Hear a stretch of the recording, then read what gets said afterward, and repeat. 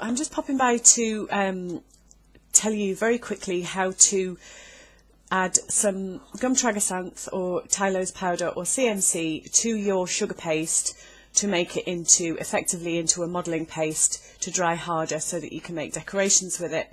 It's a really simple process. I've just got some light brown fondant here which I'm going to use later to make a little model of Peter Rabbit. All I'm going to do is just flatten it out a little bit to leave a little well in the middle. I'm literally just going to add some of the Tylose gum tragacanth CMC.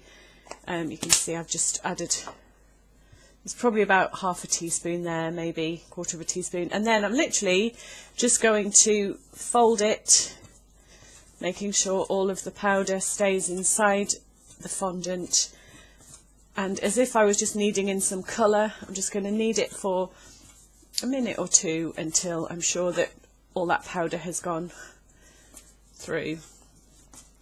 Now the point of using that, as I said earlier, is to make normal fondant into a modelling paste so that you can make models with it. Now if you just use normal fondant, then your models might not dry very hard, they might be vulnerable to getting knocks or marks in them.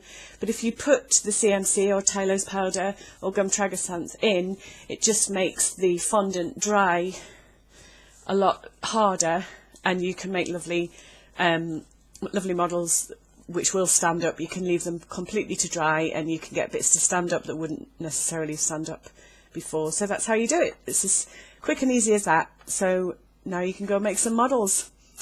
Happy baking!